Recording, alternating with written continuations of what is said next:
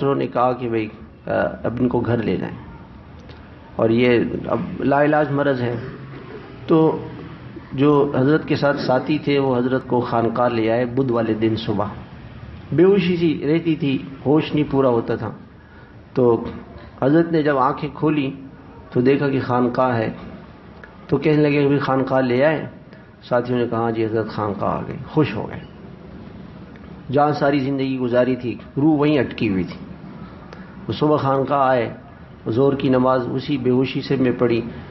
ساتھی کان میں اذان دیتے تھے، اس سے تھوڑا سا ہوش آ جاتا تھا کہ مجھے تیمم کرایا. تیمم کراتے پھر اسی اشاروں میں نماز پڑھ لیتے. مغرب کی نماز بھی اسی طرح سے پڑھی. مغرب کے بعد پھر بے ہوش ہو گئے اور شعور ختم ہو گیا. پھر حضرت نے بیان کیا، کیونکہ ساری زندگی اللہ کی بات دعوت دیتے تھے، لوگوں کو اللہ کی طرف بلاتے تھے. بیان کیا. پھر حضرت نے ذکر شروع کیا، اور ذکر بلند آواز میں لا الہ الا اللہ لا الہ الا اللہ. اور اتنی زوردار آواز تھی کہ جیسے وہ دروازہ ہے وہاں تک آواز جا رہی تھی. لا الہ الا اللہ لا الہ الا اللہ. پھر الا اللہ الا اللہ الا اللہ. پھر الا انت الا انت.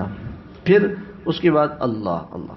تو 12 بجے میرے پاس رات کو فون آیا. ساتھیوں نے فون کیا کہ حضرت کی طبیعت بہت خراب ہے، آپ فوراً آ جاؤ. میں چلا گیا. جب میں گیا تو اس وقت حضرت آہستہ ذکر کر رہے تھے، ایسے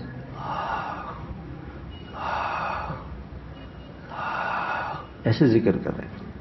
تو جو ساتھی تھے وہ سب بیٹھ کے وہ بھی ذکر کر رہے تھے اس کمرے میں حضرت کے ساتھ. بس اسی ذکر میں ذکر کرتے کرتے کرتے 2:30 بجے حضرت کا انتقال ہو گیا. زندگی اللہ پہ لگائی تھی، اللہ کو یاد کرتے کرتے جو ہے. جب ان کے بھتیجے نے حضرت حاجی عبدالوہاب صاحب کو بہت تعلق تھا ہمارے حضرت سے، تو پوچھا کہ بھئی ان کے آخری وقت کیسے گزرا، یہ بتایا تو بہت روئے. حاجی صاحب بہت روئے.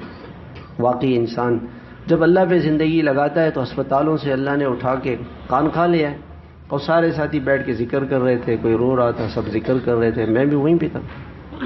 اور اسی میں حضرت اللہ کے پاس چلے گئے. تو زندگی کوئی دن ہماری زندگی کا وہ دعوت سے خالی نہ جائے، کوئی دن ہمارا تعلیم سے خالی نہ جائے، کوئی دن ہمارا ذکر سے خالی نہ جائے، کوئی دن ہمارا تلاوت سے خالی نہ جائے.